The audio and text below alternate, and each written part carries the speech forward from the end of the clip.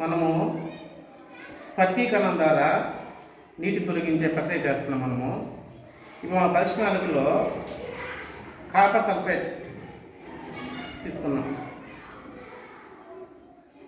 2 స్పూన్లు తీసుకున్నాము. దాన్ని ఇప్పుడు వేడి చేస్తున్నాం. కాపర్ సల్ఫేట్ ఏ రంగులో ఉంది? నీలం రంగులో ఉంది. దాన్ని వేడి చేస్తున్నాం.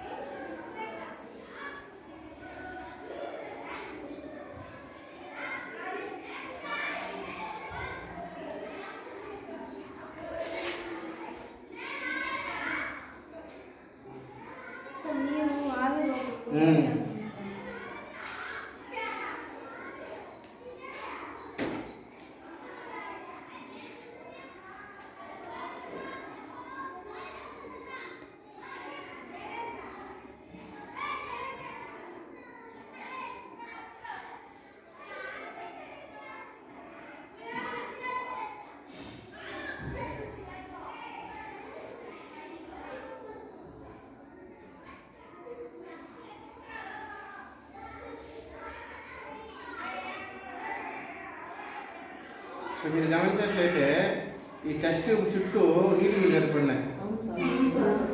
కింద కలర్ కూడా చేంజ్ చేసింది, వైట్గా వచ్చేసింది.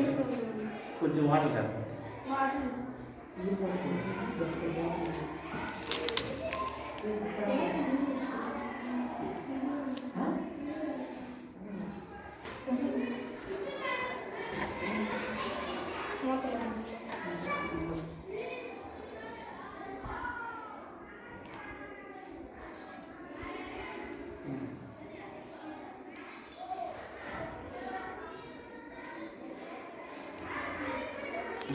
చూడండి, మీరు నీలం రంగులో ఉన్న కాపర్ సల్ఫేట్ తెలుపు రంగులోకి మారిపోయింది.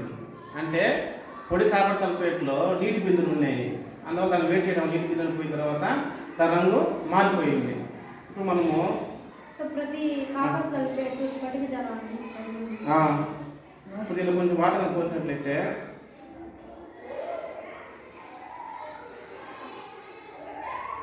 తిరిగి మళ్ళీ యథాస్థితికి నీలం రంగులోకి మారిపోయింది. మారిపోయిందా? అంటే దీని ద్వారా మనము స్ఫటికీకరణ ద్వారా నీటిని తొలగించి కాపర్ సల్ఫేట్లో నీటి బిందువులు ఉన్నాయని తెలియజేయడం జరిగిందన్నమాట.